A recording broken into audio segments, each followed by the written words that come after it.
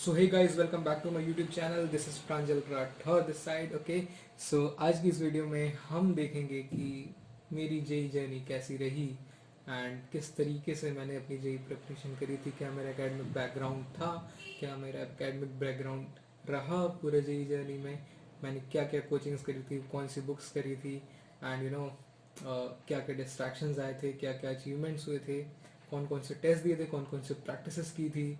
सारी ही बातें हम आज की वीडियो में करने वाले. तो लेट्स स्टार्ट. सो पहली जो बात करेंगे वो आएगी हमारी एकेडमिक बैकग्राउंड पे. ठीक है, तो मेरा academic background was like class 7th and 8th में I was not at all good at mathematics, right. So तब मैं मैथमेटिक्स में अच्छा नहीं था एंड ऑल्सो कि मतलब मुझे इतना पढ़ाई में इंटरेस्ट नहीं आता था, राइट. फिर नाइन्थ से क्या हुआ कि नाइन्थ में एक बाईजूस, या you know that company, right, Byju's. तो वहाँ पर मेरी ई का होम काउंसलिंग हुई थी. तो वहाँ से काउंसलर आया था हमारे घर में and he told me about I T JEE and he counselled me for a while, for half an hour that went off. And उसके बाद क्या हुआ था कि मुझे एक स्पार्क जग गया था कि यार मतलब ही वॉज लाइक कि बहुत बंदे नहीं कर पाते हैं I T JEE, right, IITs clear नहीं कर पाते हैं. तो एक मोटिवेशन वहाँ से मिला, चिंगारी सी उठी कि मतलब बहुत लोग नहीं कर पाते, so let's try for that also. And हम उतने पढ़ाई में अच्छे थे नहीं, तो क्या हुआ कि उतना इंटरेस्ट जग नहीं पा रहा था उस समय पे. तो हमने क्या किया कि फिर हमने एक नाइन्थ से एक मैथमेटिक्स के लिए कोचिंग जाने लगे. इंडिविजुअल कोचिंग जाते थे, घर के पास में ही थी हमारी कोचिंग. तो वहाँ पर हम R D Sharma and N C R T वगैरह सॉल्व करते थे. तो वहाँ पर सॉल्व करते करते वो हाथ में आ गई थी. मतलब the book was on our tips, मतलब क्वेश्चंस लाइए, we were able to solve. मतलब मैं और मेरा एक दोस्त भी था. तो वो वैसा सीन हो गया था हमारा 9th 10th में. 10th में भी मैं उसी कोचिंग में गया था एंड कि 9th और 10th में इतना कॉन्फिडेंस आ गया था मैथमेटिक्स में कि हमारे जो भी क्वेश्चंस होते थे, स्कूल के असाइनमेंट्स होते थे, कोचिंग के टेस्ट वगैरह होते थे, तो वो अब आसानी से बनने लगे थे एंड वो बुक हमारे टिप्स में आ गई थी. वहाँ पर मैं धीरे धीरे चढ़ने लगा था and this was all because consistency. ठीक है, ये कंसिस्टेंसी की वजह से आया, ये एक फोकस की वजह से आया एंड जहाँ पे डिस्ट्रैक्शन नहीं था उसकी वजह से आया. तब मैंने यहाँ पर मैथमेटिक्स की अपनी ग्रिप बनानी शुरू कर दी. इंटरेस्ट आने लगा धीरे धीरे. इंटरेस्ट तो खैर तब भी उतना नहीं था, लेकिन फिर भी बनने लगी थी चीज़ें. But not as a mess as was in the class 7th and 8th. But yeah okay, so mathematics ओकेश हो गई थी एंड नेगोशिएबल हो गई थी, मतलब कर सकते थे हम. एंड फिर उसके बाद हमें मेरे मामा जी ने मतलब काफ़ी गाइड किया एंड मोटिवेट किया मुझे कि आई टी जे के लिए प्रिपेयर करना चाहिए. वो एक बहुत ही अच्छी फील्ड, अगर आप मैथ साइंस लेके हम कर रहे हैं, मतलब सारे ही बंदे देते हैं उस एग्ज़ाम को. And if you clear that you get IITs, colleges and NITs वगैरह. सो मतलब टॉप मोस्ट कॉलेजेस मिलते हैं. सो वहाँ से जो एक्सपोजर मिलता है वो बहुत अच्छा रहता है आपकी आगे की लाइफ के लिए. तो वो मुझे एक वहाँ से चीज़ें पता चली कि यार आई टी जे के लिए प्रिपेयर करना चाहिए. We started looking at the coachings, the Kota culture हम देखने लगे थे. हालांकि हम सिर्फ देख ही रहे थे, वहाँ पर प्लान नहीं किया था हमने जाने का, ना ही हम गए. सो डिसगाइज में चलता रहा धीरे धीरे कि हाँ करना है नहीं करना है, करना है नहीं करना है. तो ऐसा ऐसा चलता रहा. मेरा इंटरेस्ट डेवलप हो रहा था कंप्यूटर्स की तरफ. कंप्यूटर्स की तरफ अगर इंटरेस्ट मेरा डेवलप हो रहा था तो मैंने लिया था आईपी क्लास 11th में. तो क्लास 11th में आईपी मिल रहा था मैथ साइंस के साथ एंड साइंस में मुझे थोड़ा बहुत इंटरेस्ट था, नॉट मैथ्स. अभी तक मैथ्स में इंटरेस्ट नहीं था मुझे. सो साइंस में इंटरेस्ट था, तो मैंने मैथ साइंस पीसीएम लिया with computer science. Computer science you guess informatic practices कहलाता है हमारे यहाँ पे. तो इंफॉर्मेटिक प्रैक्टिसेस ली थी हमने एंड कंप्यूटर साइंस तो नहीं थी वो, लेकिन इंफॉर्मेटिक प्रैक्टिसेस थी 11th एंड 12th में पीसीएम के साथ. ओके, सो फिर यहाँ से 11th से हमारी जेई जर्नी शुरू हुई. The journey you call as a typical JEE journey यहाँ से शुरू हुई. क्या हुआ था कि हम हर जगह पूछने लगे कि यार कौन सी कोचिंग अच्छी है. तो कई बड़े नाम भी आए, कई छोटे नाम भी आए, कई इंडिविजुअल कोचिंग भी आई. तो कई लोगों ने ये बोला कि पढ़ने वाले तो कहीं से भी निकाल लेते हैं, पढ़ लेते हैं. एंड कई लोगों ने तो ये बोला कि बिग कोचिंग्स आर नेसेसरी, मतलब कोचिंग्स नेसेसरी होती हैं. सो मिक्स्ड व्यूज़ थे हमारे, तो हमने बीच का रास्ता चुना. हम एक मीडियोकर अच्छी सी कोचिंग में चले गए. सो वहाँ पर हमको सिर्फ मैथ्स एंड फिज़िक्स पढ़ाया जाता था, नॉट केमिस्ट्री. केमिस्ट्री मैंने खुद ही की थी, यूट्यूब वगैरह से देखा था. तो मैंने, आपको पता भी होगा राइट कि कितने सारे यूट्यूब चैनल्स उस टाइम पे आ गए थे. ये बात है करीबन 2019 की बात है, ये मई 2019 की बात है. तो फिर इसके बाद मैंने अब जेई प्रिपरेशन चालू तो कर ही दी है हमने, है ना. तो उसके लिए अब स्टडी मटेरियल चाहिए. Study material Kota based study material हो तो बहुत अच्छी बात है. तो फिर इसके लिए मैंने एक रेजोनेंस कोचिंग है तो कोटा का, तो वहाँ पे डीएलपी मटेरियल बुलवाया था. तो उनके डीपीपीज भी आते थे और टेस्ट वगैरह भी आते थे, एंड कई सारे बुक्स भी आती थी, तो थ्योरी बुक्स आती थी. सो उसको रेफर करता था, लेकिन उतना इंटरेस्टिंग नहीं रहा मुझे. मतलब I was not attach to the books, right. Okay, so मतलब मुझे ऐसा फील नहीं आती थी उन बुक्स से. So I used to rely on the lectures as well. YouTube में लेक्चर्स देखता था और कई सारे जगह एक्सप्लोर करता था, कोचिंग में पढ़ता था, एंड शीट्स जो वहाँ पे डीपीपी वगैरह शीट्स मिलती थी तो वो सॉल्व करता था. एंड जो रेजोनेंस का जो मैंने डीएलपी मंगवाया था तो उसके कुछ कुछ क्वेश्चंस कर दिए, लेकिन मैंने एक भी बुक कंप्लीट नहीं की है आज तक. सो डीपीपी भी नहीं करी मैंने, एंड उसका डीएलपी भी पूरी तरीके से थ्योरी नहीं लगाई है. मुझे थ्योरी कम भी लगती है, पता नहीं क्यों. और मैंने सिर्फ जेई मेन स्पेसिफिक मंगवाई थी, मुझे एडवांस से डर लगता था.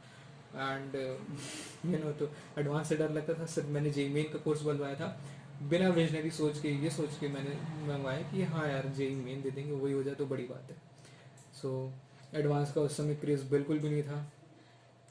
चलती गई जर्नी धीरे धीरे, वहाँ पर हम अच्छा परफॉर्म करते रहे. परफॉर्म इसलिए करते रहे क्योंकि हम कंसिस्टेंट थे, ये नहीं कि दिमाग ज़्यादा. ठीक है, कंसिस्टेंट रहना बहुत बड़ी बात है. कंसिस्टेंट रहेंगे, फोकस्ड रहेंगे तो आप कई सारी चीज़ें कर सकते हैं. तो वहाँ पर जिस कोचिंग में हम गए थे तो वहाँ पर धीरे धीरे हमने टॉप मोस्ट पोजीशन एक्वायर करने लगे. और वहाँ से हमने फिर सोचा कि कहीं एक स्टेप और आगे लिया जाए, थोड़ा एडवांस भी पढ़ा जाए, थोड़ा न्यू चीज़ें ट्राई किया जाए, थोड़ा बड़ी कोचिंग एक्सप्लोर की जाए. तो मैंने FTRE दिया था, फिटजी का talent research exam. I don't know the full form exactly, but हाँ FTRE मैंने दिया था. सो FTRE का एग्ज़ाम होता हमारा भोपाल में. 30 दिसंबर को वो एग्ज़ाम था 2019 में. सो वो मैंने दिया था, एंड उसके बाद जब रिजल्ट आया तो I was selected and I got 90% of scholarship.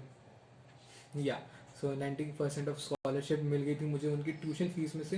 हालांकि उनकी बाकी सारे एक्सपेंसेस भी रहते हैं, जैसे हॉस्टल वगैरह एंड काफ़ी कुछ चीज़ें, जैसे माई पैड का उन लोग ऐड करवा लेते हैं. तो ऐसे धीरे धीरे करके उनकी फिर भी इन लैक्स जा रहा था approx, not in lakhs, I guess 90,000 approx जा रहा था पूरा बजट 2 साल का, नॉट 2 साल का, 1 साल का. सो क्योंकि 11th तो हो ही गई थी एंड 12th बाकी थी करनी, तो उसमें 90,000 अप्रॉक्स जा रहा था स्कॉलरशिप के बाद इन फिटजी दिल्ली. या सो दिल्ली में ऐसा था सीन. एंड फिर हमने सोचा कि शायद ब्रांच चेंज कर दें या तो सेंटर चेंज कर दें, तो शायद से कुछ कि फ़ायदा हो जाए. तो हमने इंदौर किया. हम MP में रहते तो इंदौर वो is the best branch so in Madhya Pradesh of FIITJEE. So हमने इंदौर में ट्राई किया तो भी उतनी ज़्यादा फीस रिमिट नहीं हो रही थी, डिस्काउंट नहीं मिल रहा था. एंड उस समय कोरोना भी आ गया था, तो हम कोरोना के चक्कर में आगे मतलब बाहर जाना हमें विश्वास नहीं कर रहे थे कि it was not safe at all. ठीक है, सो कि जब सेफ नहीं होता है तो health is health is a first priority. So safe नहीं होता है तो वहाँ जाना नहीं भी चाहिए. एंड मैंने कभी एक्सपीरियंस नहीं किया था हॉस्टल कल्चर. सो मैं भी थोड़ा बहुत मतलब कि एक ऑफ मूड में था कि हाँ शायद से I don't want to go there, I don't want to go Indore. So फिर क्या हुआ कि एक कोचिंग है हमारे यहाँ जबलपुर में, आई लिव इन जबलपुर. सो एक कोचिंग है, नामी गिरामी कोचिंग है. तो वहाँ से भी कई सारे सिलेक्शंस हुए थे तो मैंने वो ज्वाइन करी. एंड वो ज्वाइन करते साथ ही पूरा समय हमारा जो क्लासेस थी ऑनलाइन चली गई. सो अब ऑनलाइन चली गई तो ऑनलाइन फिर से ही पढ़ना है हमको. यूट्यूब्स वगैरह से तो हम सर्च कर ही रहे थे एंड अभी भी ऑनलाइन हम कर ही रहे हैं. तो मतलब हमारा सिर्फ ऑनलाइन चल रहा है.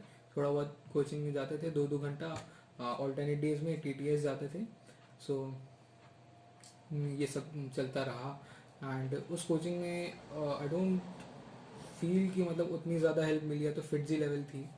हालांकि वो पहले फिटजी ही थी, जो कि उधर के फैकल्टीज़ लोग ने फिटजी का फ्रेंचाइजी है तो नाम हटा के खुद की कोचिंग बना ली थी. वो फिटजी फैकल्टीज़ ही हैं सारे जहाँ पे मैंने ज्वाइन किया था. सो क्या हुआ था कि उतनी हेल्प तो मतलब शुरू शुरू में तो क्रेज़ रहा कि यार कोचिंग है, वाह मस्त अच्छी कोचिंग है, मज़ा आएगा. एंड देन धीरे धीरे जैसे ही क्लासेस बढ़ने लगी एंड क्लासेस आगे बढ़ने लगी, सेमेस्टर आगे बढ़ने लगे, तो क्रेज़ धीरे मतलब क्रेज़ जो है कोचिंग का वो धीरे धीमा होता है, बैठता गया वो क्रेज़ कि नहीं है इट्स ऑल नॉर्मल, हर जगह तो एक ही जैसा पढ़ा रहे हैं. बाकी अलग जगह जहाँ पे फ्री में मिल रहा है वहाँ और अच्छा पढ़ा रहे हैं. तो धीरे धीरे करते कई सारी चीज़ें एक्सप्लोर करी मैंने. कुछ समझ में नहीं आता तो यूट्यूब जाता था. एंड यूट्यूब में काफ़ी चीज़ें मैंने रेफ़र करी, काफ़ी चैनल्स रेफ़र किए. So YouTube also help me a lot. So फिर क्या हुआ कि धीरे धीरे ऐसे पढ़ाई चलती गई, टेस्ट वगैरह होते गए. टेस्ट में डर लगता था देने में. एंड कि हाँ, टेस्ट की बात बताऊँ तो मैं जब 11th में था तब मैंने 11th के आखिरी में टेस्ट देने शुरू किए. उससे पहले मैंने 3 घंटे बैठ के टेस्ट नहीं दिए थे. लिटरली 1-1 घंटे के देते थे, वो भी सब्जेक्ट टेस्ट होते थे, मैथ्स और फिजिक्स, जहाँ मैं कोचिंग जाता था. सो जहाँ पे 3 आवर्स जो टेस्ट होते हैं वो मैंने नहीं दिए थे. 11th के आखिरी में मैंने फुल सिलेबस टेस्ट देने लगे थे. सो उसमें स्कोर वॉज लाइक 360 में से 120. सो 360 में से 100 के नीचे ही आता था, 80-70. एक टेस्ट था जो जिसमें मेरे 360 में से 260 गया था. तो 260 गया था, ये काफ़ी अच्छा स्कोर है, लेकिन सिर्फ एक ही टेस्ट में, और वो भी काफ़ी इजी सा था. सो वो भी इजी सा था. तो लेकिन आग तो जल गई थी भाई एडवांस करना. तब से आग लग गई थी कि एडवांस करना है. एडवांस के टेस्ट दिया मैंने पहली बार. 180 में से -4. यस, 180 में से -4 मेरी फर्स्ट जो एडवांस का टेस्ट था. मेरी लाइफ का जो मेरी प्रिपरेशन का जो फर्स्ट टेस्ट था जेई एडवांस लेवल का, उसमें से -4 मिले मुझे 180 में से. मतलब 0% भी नहीं करा तो मैंने, लेकिन नेगेटिव हो गया. तो तब से मुझे नेगेटिव मार्किंग से बहुत डर लगने लगी. लेकिन मैं क्या करता था, जब भी टेस्ट देता था, यार मुझे नंबर ना मिले लेकिन कटे तो नहीं, ऐसा मेरी सोच हो गई थी. यार नंबर कटने ही नहीं चाहिए, नेगेटिव नहीं होना चाहिए, क्योंकि नेगेटिव होता है तो बहुत दुख होता है. जो आपने कमाया वो भी गवा देते हो, गवाते गवाते इतना गवा देते हो कि नेगेटिव में आपका स्कोर चला जाता है. और नेगेटिव मतलब कुछ नहीं, 0% भी नहीं. तो पहला टेस्ट मेरा वैसा रहा. धीरे धीरे इम्प्रूव किया मैंने, और 180 में से 10 नंबर आने लगे. धीरे धीरे और इम्प्रूव किया तो 180 में से 20-30 नंबर आने लगे. फिर और मेरा यहाँ पर 60 to 70 में स्टेबलाइज हो गया था. इसके ऊपर स्कोर नहीं जा रहा था मेरा 180 में से. वो सीन मेरा 12th तक चलता गया. हालांकि सिलेबस बढ़ता गया, लोड बढ़ता गया, चैप्टर्स बढ़ते गए, एंड टाइम बढ़ता गया. तो उस हिसाब से जो भी चीज़ें आती गई, मेरा स्कोर उतना ही रहा अप्रोक्सीमेटली. तो 180 में से 60 to 70 आ जाते थे. कभी किस्मत अच्छी हुई तो 90 भी आ जाता, 50%. एंड कभी कभी 90+ भी आ जाता, 100+ भी आ जाता था. लेकिन more over I would say 80 to 90 मेरा स्कोर रहता था क्लास 11th के मतलब क्लास 12th के आखिरी में, नॉट क्लास 11. क्लास 11 में तो काफ़ी 20-30 तक ही रहता था स्कोर जी एडवांस लेवल टेस्ट में. सो ये सारी चीज़ें हो जाती हैं हमारे साथ में. एंड क्लास 12 चली, धीरे धीरे चली. हमारे जेई में आ रहा था. उसके बीच में भी लॉकडाउन लगा, तो लॉकडाउन में भी काफ़ी डिस्ट्रैक्शंस आए, हर तरीके के डिस्ट्रैक्शंस. चाहे आप कुछ भी सोच लें कि पढ़ाई में मन नहीं लग रहा, ठीक है, तो अपोजिट जेंडर की तरफ डिस्ट्रैक्शंस, हाँ वो भी आते हैं. तो थोड़ा बहुत आया एंड उसको मैनेज किया गया. हर चीज़ों को मैनेज करना ही जेई प्रिपरेशन आपको सिखाती है. इतनी सारी चीज़ें आप कितने को मैनेज करेंगे, that's what JEE preparation teachers you. And जो इसका एक्सपीरियंस है आप ये लाइफ लॉन्ग लेके चल सकते हैं. कुछ भी प्रॉब्लम आएगी related to with your JEE preparation, JEE journey, and solve that problem. So आप धीरे धीरे करके अपनी जेई जर्नी में प्रॉब्लम सॉल्वर बनते हैं, मैनेजर बनते हैं. एक अच्छे तरीके से चीज़ों को मैनेज करते हैं, सॉर्ट आउट करते हैं, प्रायोरिटीज़ डिसाइड करते हैं. तो this is the main motive of JEE preparation. Clear हो ना हो बात की बात है, लेकिन we should do. JEE preparation है आपको लाइफ लॉन्ग याद रहेगी. One of the most beautiful journey you will ever face in your life. Okay, so ये सारी चीज़ें होती हैं. एंड जेई मेंस आए, जेई मेंस फेबररी आया। सो फेबररी में मेरी 97.83 परसेंटाइल आई। मार्क्स थे अप्रॉक्स 162 मार्क्स थे मेरे। एंड उसके बाद जेई मेन मार्च आ गया था, तो मार्च अप्रॉक्सीमेटली 15 डेज बाद ही था, 15 या 2-3 हफ्ते बाद था हमारा। एंड उसी समय हमारे प्री बोर्ड चल रहे थे क्लास 12 के। सो हम लोगों ने प्री बोर्ड को मिस किया। एंड या लिटरली हमने एक नोट लिख के भेजा कि we would be attempting the pre board and giving we would be giving the pre board after our JEE means, या तो after we will get time, मतलब जेई से जब हम फुर्सत होंगे तब हम प्री बोर्ड देंगे। मतलब प्री बोर्ड को हमने बिल्कुल निगलेक्ट कर दिया था, देते ही नहीं थे। हम कुछ बच्चे थे हमारे फ्रेंड्स वगैरह लोग, तो हमने प्री बोर्ड नहीं दिया, जेई मेन में फोकस करे, जेई मेन में फोकस करे। तब आई थी मेरी 98.31 परसेंटाइल। मार्क्स थे 178 आउट ऑफ 300। फर्स्ट वाले में थे मैं 162 आउट ऑफ 300, सेकेंड में थे 178 आउट ऑफ 300। ठीक है, तो 300 में से 178 आए सेकेंड अटेम्प्ट में। एंड मेरी परसेंटाइल बनी थी 98.31। एंड उसके बाद जब काफ़ी थोड़ा लंबा गैप हो गया, ठीक है, अप्रैल आ गया एंड मई आ गया, लॉकडाउन 2.0 लगा था तब। तब उस समय और डिस्ट्रैक्शंस आए, पढ़ाई करने का मन नहीं करता था। तो लेकिन फिर मैंने जेई मेन से जेई एडवांस की तरफ से मतलब रुख कर लिया था। मुझे इतना तो लग रहा था कि यार जेई मेन इज़ क्लियर्ड, मतलब एनआईटीज़ मिल जाएगी, ट्रिपल आईटीज़ मिल जाएगी। सो 98.31 is a respectable percentile. So 98.3 percentile के बेसिस पर मैंने अपना जेई मेन से जेई एडवांस में फोकस किया। लिटरली जो अब मैं जेई एडवांस में जो मतलब मेहनत कर रहा था वो वर्थ इट नहीं थी। मतलब हाँ, वर्थ इट कह सकते हैं, लेकिन आउटपुट नहीं था। आप कह सकते हैं कि आउटपुट नहीं आ रहा था। आउटपुट क्यों नहीं आ रहा था ये अलग वीडियो में बताया जाएगा कि how to prepare for JEE advance specifically. लेकिन अगर आप जानना चाहते हैं तो उसके लिए एक वीडियो बना दूँगा, नहीं ठीक है। लेकिन क्या है कि फिर हम कंटिन्यू करते हैं हमारा नेक्स्ट, मतलब जेई एडवांस की प्रिपरेशन करी मैंने। फिर धीरे धीरे जेई मेंस आया, तो जेई मेंस के लिए 2 हफ्ते पहले से तैयारी हम करने लगे। एंड यू नो कि जेई फिर जेई मेंस एक और आया, 1 हफ्ते का टाइम दिया था किसने, मिस्टर धर्मेंद्र प्रधान जो नए एजुकेशन मिनिस्टर बने थे, तो उसने उनने जेई मेन दो मतलब जो कॉन्जिक्यूटिव जेई मेन होने लगे थे, ठीक है। तो जुलाई और अगस्त में हो रहे थे, तो जुलाई को उनने शिफ्ट करके आई थिंक सितंबर में किया था। तो फिर सितंबर में दिए थे, तो सितंबर में मेरे 205 नंबर आए थे। लेकिन यू नो शिफ्ट ऐसी थी कि परसेंटाइल इंक्रीज़ नहीं हुई, तो 98.2 बनी रही परसेंटाइल मेरी। एंड ऐसे ऐसे करके मेरी बेस्ट परसेंटाइल जो भी आई थी 98.31 रही जेई मेन में। तो इस बेसिस पर मुझे ऑल इंडिया रैंक प्रोवाइड करी गई थी 16,503 या, और ई डब्ल्यू एस रैंक थी 2,268 2,268 E W S general E W S JEE main rank, ठीक है। सी आर एल थी 16,503। सो अब बाकी था एक महीना बाकी था। एंड मैं अप्रैल से लेकर अब तक सिर्फ जेई एडवांस कर रहा था, वो मैं बताऊंगा कैसे कर रहा था। तो कॉन्फिडेंस था, टेस्ट लगाए, काफ़ी सारे टेस्ट लगाए, काफ़ी सारे मॉक टेस्ट लगाते गए। दिन भर टेस्ट दे रहे हैं, 3-3 घंटे के 6 टेस्ट दे रहे हैं, ठीक है। तो मतलब 9-9 घंटा बैठे हैं हम, 9-9 घंटा टेस्ट दे रहे हैं। तो ऐसा सीन चलने लगा। 12-12 घंटा, एक दिन तो मैंने 12 घंटा लिटरली टेस्ट दिए थे। सो लगातार नहीं, एक हाफ एन आवर का गैप लेके 12 घंटे मैंने टेस्ट दिए थे। तो develop that sitting practice in JEE advance. तो धीरे धीरे करके ऐसे मैंने टेस्ट दिए, तब स्कोर आने लगा था 180 में से अप्रॉक्सीमेटली 90 to 100। फिर आखिरी में डिटोरिएट होने लगा था, क्योंकि प्रेशर बिल्डअप हो रहा था कि जेई में एडवांस अब पास में आ रहा है, जो dream exam that I was preparing for last 2 years वो अब पास आने वाला है। तो उसके लिए एक प्रेशर आ रहा था मेरे दिमाग में। एंड उस प्रेशर की वजह से मार्क्स थोड़े कम होने लगे थे आखिरी में। लेकिन इट वाज मैनेजेबल कि हाँ इतने में क्लियर हो जाता है। लेकिन फिर भी एक डिलेमा था कि क्लियर होगा या नहीं होगा।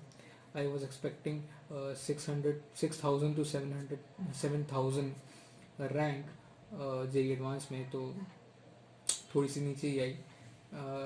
जेई एडवांस के दिन थोड़ा सा मेरा टेम्पो ब्रेक हो गया पेपर 2 में। पेपर 2 में मैंने गलतियाँ ये करी कि मैथ से चालू कर दिया, एंड मुझे ये नहीं करना चाहिए था। वो बताऊँगा जेई एडवांस की जर्नी अलग से तुमको बताऊँगा, ठीक है। सो मैथ्स उसकी टफ भी आ गई थी, लेकिन ये कि जो कर रहा था मैं मतलब परफेक्ट किया था, जो आंसर दिए थे मैंने परफेक्ट दिए थे। एंड केमिस्ट्री में कुछ माइनस मार्किंग हुई थी, -6 था मेरा टोटल। सो ये सारी कुछ चीज़ें हुई, एंड उसके बाद जो भी रिज़ल्ट आया वो आपके सामने रिज़ल्ट ऐसा आया था कि अब मेरी CRL बनी थी 8321, एंड जनरल EWS रैंक आई थी 939। सो ये हमारी जेई जर्नी रही। आखिरी में रैंक आ गई, सब खुश हुए एंड बधाई दे रहे थे। अब लग रहा था कि हाँ ओके कॉलेज तो मिल जाएगा। And yeah, I'm now at IIT Kharagpur, doing MTech plus BTech at Chemical Engineering. So would be joining IIT Kharagpur. Well, that's a great college, of course, and I literally made into it. So was not expecting from my academic background, that was in class 8 or 7th. सो मैं तो ये बोलूँगा कि आप अपने आप को जज मत करें, अपने आप को लिमिट मत करें, LCD फॉलो करें, limit continuity and differentiability. Limit ना करें, कॉन्टीन्यूटी बनाए रहें, डिफरेंशिएबिलिटी अपनी प्रायोरिटीज़ को डिफरेंशिएट करें। सो इसी के साथ हैव अ गुड डे, सी या, बाय बाय।